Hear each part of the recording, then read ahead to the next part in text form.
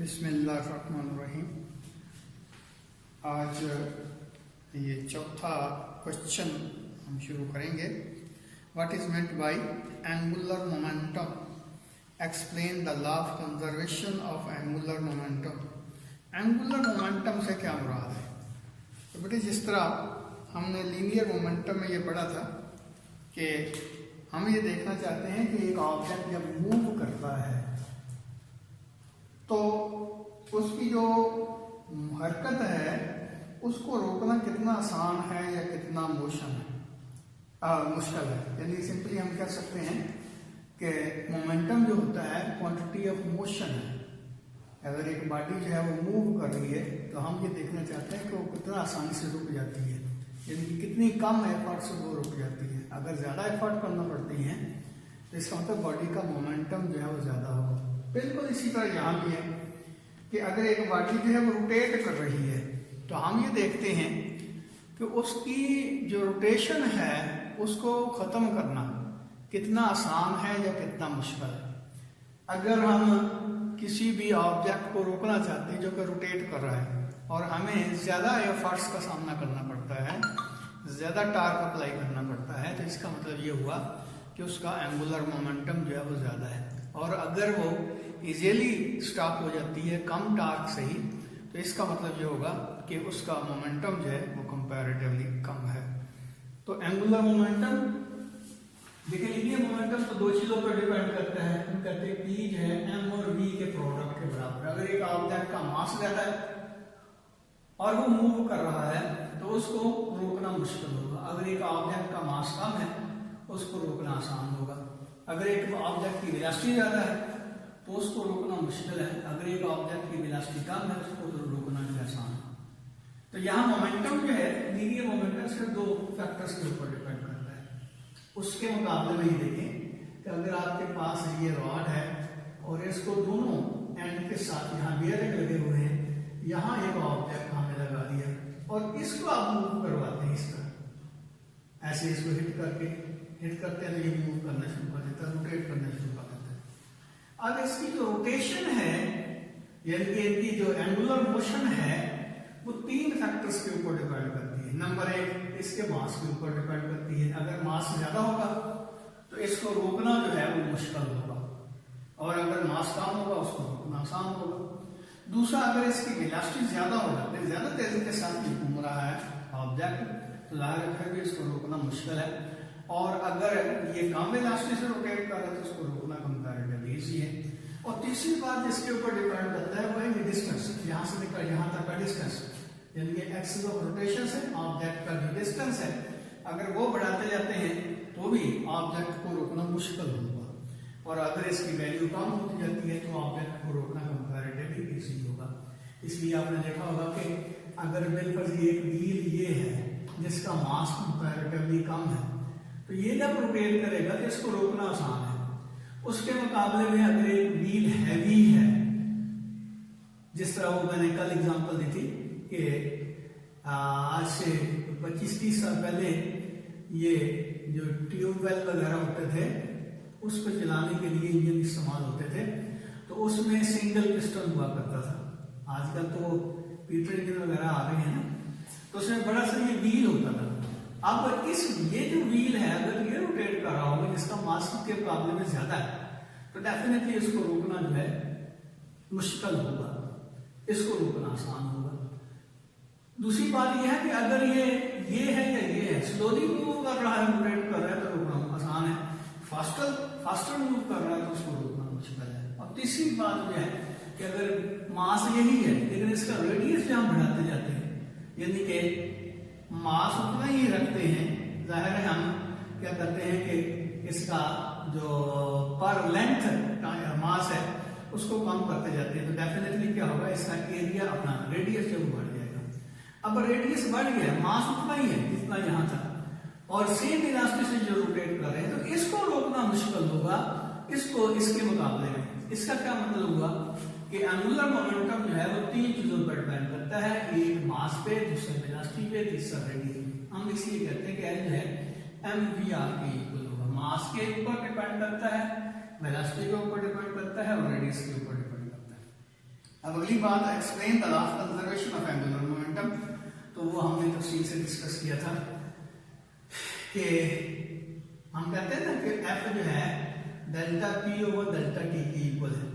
अब दोनों तरफ आर से मल्टीप्लाई कर दें, r f is equal to, ये आ जाएगा डेल्टा पी और आर इंटू डेल्टा टी। अब एक ऑब्जेक्ट जिस तरह ये ले ले तो ये रोटेट कर रहा है, अगर इसकी वेलोसिटी जो है ज्यादा होना शुरू हो जाती है तो जाहिर रेडियस का तो कोई फर्क नहीं पड़ेगा, इसका रेडियस उतना ही रहेगा। इसका मतलब ये हुआ कि चेंज जो आती है वो इसके मोमेंटम की वजह से आती है, इसके रेडियस की वजह से नहीं आती। तो हम कह सकते हैं कि डेल्टा आर पी या डेल्टा पी आर दोनों, यानी कि डेल्टा पी आर भी कह सकते हैं, आर पी भी कह सकते हैं ओवर डेल्टा टी। लेकिन आपको पता है कि आर पी जो होगा ये इसके एंगुलर मोमेंटम के इक्वल होता है। जिससे यहाँ देखें ये पी है ये आर है, तो हम कहते हैं r f is equal to, यानी आर एफ की भी वैल्यू निकाल दें, आर एफ किसके बराबर होगा, वो होगा टॉर्क के बराबर। यानी कि अगर बिल्कुल ये बॉडी है, हम इस डायरेक्शन में टेंजेंशियली फोर्स लगाते हैं तो आर और एफ का प्रोडक्ट जो होगा वो टॉर्क के बराबर होगा, टॉर्क के बराबर होगा।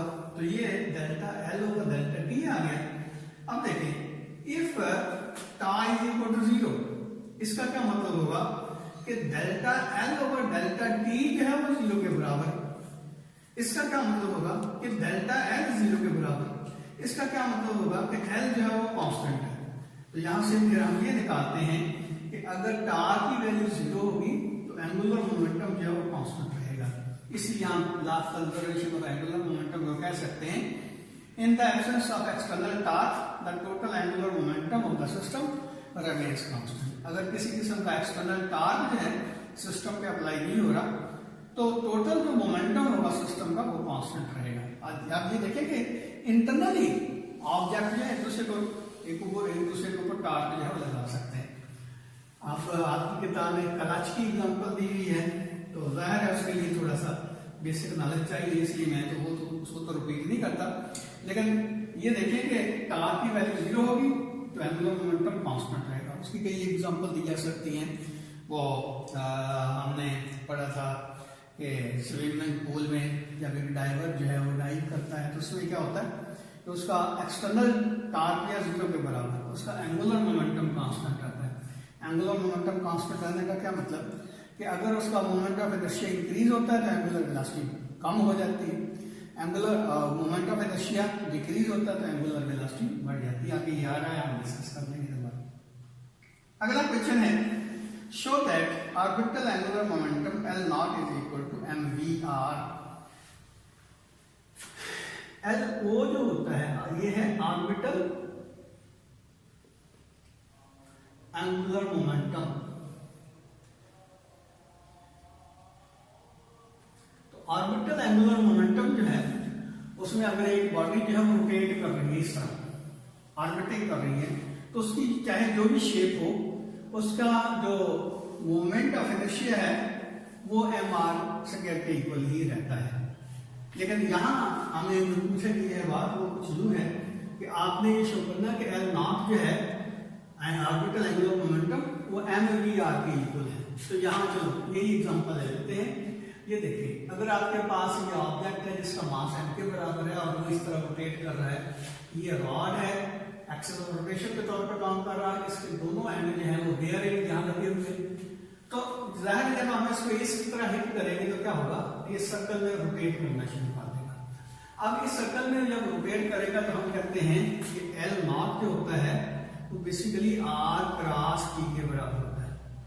अब यहाँ क्या है, इसकी वैसे जो हमने अपना क्या कहते हैं मैग्नीट्यूड निकाल दी है, एल ओ किसके बराबर होगा, r p sine of theta. तो यहाँ जो बात में कह रहा था कि ये देखिए ये है रेडियस और ये है पी, पी और आर जो है एक दूसरे के साथ 90 डिग्री का एंगल बनाते हैं। ऊपर से देखे ना इस तरह, ये देखिए तो ये हमारे पास पी होगा, ये आर होगा, आर की डायरेक्शन ये, पी की डायरेक्शन ये, दोनों के दरमियान एंगल जो बनता है वो 90 डिग्री का बनता है। तो इसका मतलब थीटा जो है यहाँ 90 डिग्री के इक्वल हो जाएगा। तो एल ओ किसके बराबर होगा, आर पी और साइन 90, साइन 90 किसके इक्वल होता है 1 के, तो ये 1 आ गया। इसका मतलब ये होगा कि एल नॉट जो है वो आर और पी का प्रोडक्ट है, लेकिन पी हमारा किसके बराबर होगा, एम वी के, इसलिए हम कहते हैं कि एलओ जो है एम वी आर के इक्वल होगा। तो ये हमने प्रूव करना है। अगला छठा सवाल तो इसमें नहीं है आपके सिलेबस में, यानी ये जो शॉर्ट टर्म सिलेबस है, स्मार्ट सिलेबस है। सातवां है state the direction of the following vectors in simple situation, angular momentum and angular velocity. यानी कि एंगुलर मोमेंटम और एंगुलर वेलोसिटी की डायरेक्शन है सिंपल सिचुएशन में क्या होगी। तो याद रखें एंगुलर मोमेंटम और एंगुलर वेलोसिटी एक दूसरे के पैरेलल होते हैं। जिस तरह हम कहते हैं ना कि लीनियर मोमेंटम की वही डायरेक्शन होती है जो लीनियर वेलोसिटी की है, इसी तरह हम कहते हैं एंगुलर मोमेंटम की वही डायरेक्शन होती है जो एंगुलर वेलोसिटी की है। मैथमेटिकल इक्वेशन क्या होती है, is equal to I omega, I scalar quantity है, ओमेगा वेक्टर क्वांटिटी है और एंगुलर मोमेंटम वेक्टर क्वांटिटी है। इसका मतलब ये हुआ कि जो एंगुलर वेलोसिटी की डायरेक्शन होगी वही एंगुलर मोमेंटम की डायरेक्शन होगी। अब आपको पता है कि एंगुलर वेलोसिटी की डायरेक्शन किस तरह मानी जाती है। मिसाल के तौर पर यही ऑब्जेक्ट जो है वो रोटेट कर रहा है, तो जिस डायरेक्शन में ऑब्जेक्ट रोटेट करता है आपने राइट हैंड की उंगलियां जो उसी डायरेक्शन में रोटेट करे, तो थंब जो होगा वो एंगुलर वेलोसिटी की डायरेक्शन को शो करेगा। यानी कि अगर ऊपर से देखते हैं और बॉडी जो है वो एंटी क्लॉकवाइज डायरेक्शन में रोटेट कर रही है, इसका डायरेक्शन जो होगी ओमेगा की हमारी तरफ होगी, यानी ऊपर की तरफ होगी। तो जो ओमेगा की डायरेक्शन होगी वही एंगुलर मोमेंटम की डायरेक्शन होगी।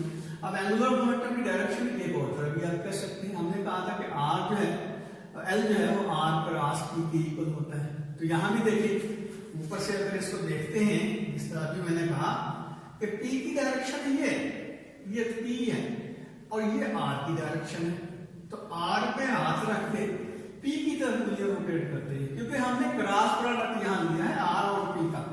और क्रॉस प्रोडक्ट में आपको पता है कि जो पहला वेक्टर होता है उसको उसके ऊपर राइट हैंड की उंगलियां रख के दूसरे वेक्टर की तरफ उंगलियां रोटेट करते हैं, तो स्मॉलर एंगल, ये देखिए ये एंगल बनता है स्मॉलर, ये बनता है लार्जर। तो ये स्मॉलर एंगल जो बनता है 90 डिग्री का, हम आर से पी की तरफ उंगलियां रोटेट करते हैं तो थंब इधर आता है। इसका मतलब ये हुआ कि एंगुलर मोमेंटम की डायरेक्शन ये होगी। याद रखें एंगुलर क्वांटिटीज जो होती हैं वो parallel to the axis of rotation होती हैं। इसका मतलब ये हुआ कि एंगुलर मोमेंटम की डायरेक्शन आप ये लेंगे। इसका मतलब ये हुआ कि सिंपल केस में एंगुलर मोमेंटम और एंगुलर वेलोसिटी की डायरेक्शन सेम होगी। नामा क्वेश्चन है when mud flies of the tyre of a moving bicycle in what direction does it fly, explain.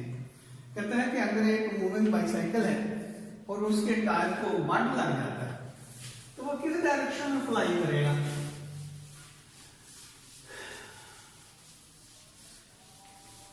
तो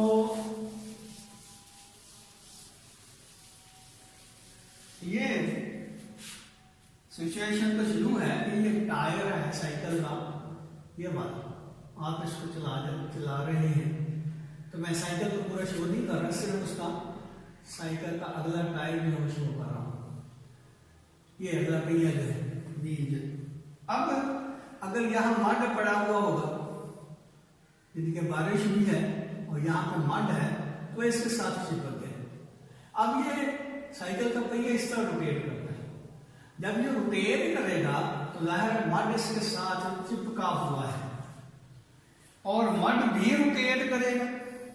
अब मड जब रोटेट करेगा तो हमें भी पता है कि जब भी एक ऑब्जेक्ट जो है वो सर्कुलर पाथ को अडॉप्ट करता है तो उसको सेंट्रीफ्यूगल फोर्स चाहिए, और ये सेंट्रीफ्यूगल फोर्स जो है उसको जो रिक्वायर्ड होती है Fc वो होती है mv स्क्वायर ओवर r, या इसको कह सकते हैं Fc is equal to m r omega square, क्योंकि v जो है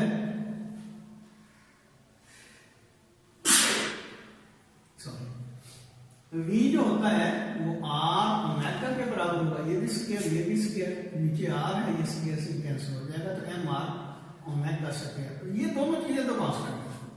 इसका मतलब ये हुआ कि Fc की वैल्यू ओमेगा स्क्वायर के प्रोपोर्शनल है। मीन इसको अगर रोटेट करना है तो इसको इतनी फोर्स चाहिए रोटेट होने के लिए, मड को साइकिल के पहिए के साथ। तो अब अगर ओमेगा की वैल्यू कम है, जाहिर है इसको कम चाहिए, एफसी सेंट्रीफ्यूगल फोर्स जो है कम चाहिए, जो कि इसको यानी कि कंपेल करे कि ये मड जो है साइकिल के पहिए के साथ ही रहे, जुड़ा रहे। और ये एफसी उस वक्त कौन सी फोर्स प्रोवाइड करती है? ये एडहेसिव फोर्स, मड जो है उसको उसमें चिपकने की सलाहियत होती है, तो एडहेसिव फोर्स जो है एक्ट करती है लाइक अ सेंट्रीफ्यूगल फोर्स।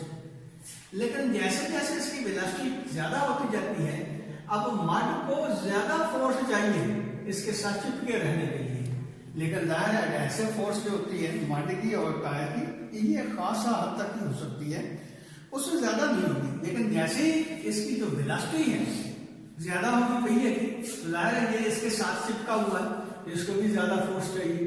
अब उस वक्त ये जो एडहेसिव फोर्स है टायर और मड के दरमियान, वो इसको जितनी फोर्स चाहिए थी, जितनी नेसेसरी थी, इसकी जरूरत थी एडहेसिव फोर्स की, सॉरी सेंट्रीफ्यूगल फोर्स की, एडहेसिव फोर्स उतनी फोर्स प्रोवाइड नहीं कर सकता। रिजल्ट क्या निकलता है कि मड जो है वो पहिए से अलहदा हो जाता है, और जब ये अलहदा होगा तो क्या होगा? ये इस तरह टेंजेंशियली रिमूव करेगा, ये पहिए के साथ पहिए का बनाता हुआ मूव करेगा। इसको समझने के लिए सिंपल बात देखिए कि अगर आप एक पत्थर जो है उसको इस तरह रोटेट कर रहे हैं एक रस्सी के साथ, और बेलफर्ज रस्सी किस पॉइंट पे आगे टूट जाती है, तो क्या होगा? ये पत्थर जो है ये सर्कुलर पाथ को अडॉप्ट नहीं करेगा, बल्कि ये स्ट्रेट इस तरह फ्लाई करना शुरू कर देगा। बिल्कुल ऐसे समझ लें कि यहाँ पे आके इसकी रस्सी टूट गई है। जब ये जो मड की एडहेसिव फोर्स है ये नेसेसरी सेंट्रीफ्यूगल फोर्स प्रोवाइड नहीं कर रही, तो उस वक्त क्या होगा? मड जो है टायर से अलग हो जाएगा, लेकिन जैसे टायर से अलग होगा तो वो टेंजेंशियली फ्लाई करना शुरू कर देगा अलोंग द स्ट्रेट लाइन, यानी कि मड जो है टेंजेंशियली मूव करेगा ये जिस पॉइंट से वो उसने वो अलग हुआ है, टायर से अलग हुआ। अगला क्वेश्चन है, a disc and a hoop start moving down from the top of an inclined plane at the same time. Which one will be moving faster on reaching the bottom? तो इसमें हमने पूरा article पढ़ा था। ये देखिए, अगर आपके पास ये एक इंक्लाइन प्लेन है, मैं शो करना चाहता हूँ इसको 3 डायमेंशन में, अगर हो सका तो ये देखिए चलो, ये है इंक्लाइन प्लेन। अब इसके ऊपर एक पड़ा हुआ है हूप,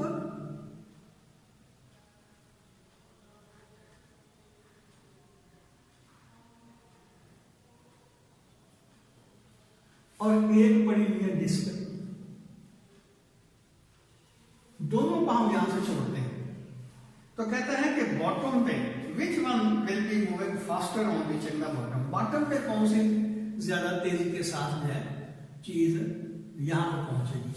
तो आपको पता है कि जो हूप है, ये डिस्क है, तो वी एच जो हमने पढ़ा था वो था जी एच अंडर रूट, और वी डी जो हमने पढ़ा था वो था 4/3 जी एच अंडर रूट। अब ये देखें कि ये तो इसका मल्टीप्लाइंग फैक्टर जो है 1 है, लेकिन यहाँ पे अगर देखा जाए तो ये आता है 1.33 जी एच अंडर रूट। इसका क्या मतलब हुआ कि वी डी की वैल्यू वी एच से ज्यादा होगी। अच्छा, ये बात मैंने उस वक्त भी बताई थी कि ऊपर डिस्क और सफियर की वेलोसिटी सबसे कम होगी, उससे ज्यादा जो है सफियर की वेलोसिटी सबसे ज्यादा होगी, उससे कम वेलोसिटी डिस्क की होगी, और उससे कम वेलोसिटी जो है होगी, ऊप सबसे पीछे रह जाएगा। और अच्छा, यहाँ ये भी पूछा जा सकता है कि एक्सेलरेशन किसका ज्यादा है? तो जाहिर है सोचिए किसका ज्यादा है। दोनों की इनिशियल वेलोसिटी जो है वो तो 0 थी, लेकिन फाइनल वेलोसिटी इसकी ज्यादा, इसकी वेलोसिटी कम है, ड्यूरेशन सेम है। इसका क्या मतलब हुआ कि इसका एक्सेलरेशन ज्यादा होगा, इसका एक्सेलरेशन कम होगा। ये याद रखें, पॉइंट नोट करें कि ए डी जो होगा वो ग्रेटर होगा ए एच से, ऊप से एक्सेलरेशन जो है डिस्क का वो ज्यादा होगा। कैसे बोला कि यहाँ पे दोनों की वेलोसिटी सेम थी, लेकिन यहाँ पे दोनों में वेलोसिटी डिस्क की ज्यादा होगी या ऊप की कम है। इसका क्या मतलब हुआ? एक्सेलरेशन किसका ज्यादा होगा? डिस्क का। ऊप का एक्सेलरेशन कम होगा। वैसे भी आपको पता है कि जिसका मास ज्यादा होता है उसका एक्सेलरेशन कम होता है, फिजिकल टू mn/a। तो बहरहाल यहाँ ऊप का एक्सेलरेशन जो है वो कम होगा और डिस्क का एक्सेलरेशन जो है वो ज्यादा होगा।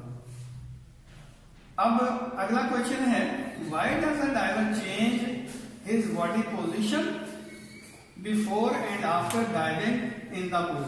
तो ये हमने डिस्कस किया था कि बॉडी पोजीशन क्यों डाइवर चेंज करता है? कि वो एक्चुअली एक्स्ट्रा समरसॉल्ट लेना चाहता है, ज्यादा कलाबाजियां जो है वो खाना चाहता है। आपको पता है कि जो स्विमिंग पूल में जो कंपटीशन होता है इसी चीज का होता है कि ज्यादा समरसॉल्ट कौन ले रहा है। हाँ, तो ये देखिए ये आपके पास ये देखिए स्विमिंग पूल है और यहाँ जो है वो डाइवर है।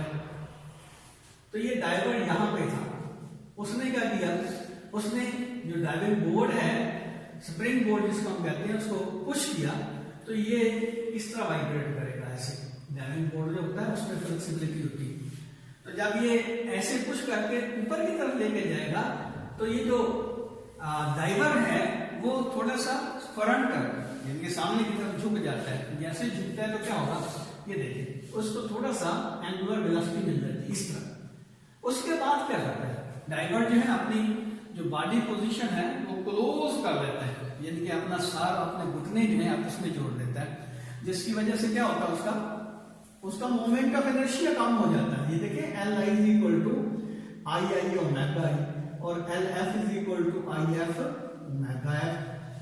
तो according to law of conservation of angular momentum Li जो है Lf के बराबर होगा, तो I omega I is equal to IF omega F. अब देखिए इनिशियली उसकी आई की वैल्यू ज्यादा थी जब वो खड़ा हुआ था, और यहाँ जो है जब वो एयर में आया है तो उसने अपनी बॉडी जो है उसको क्लोज कर दिया।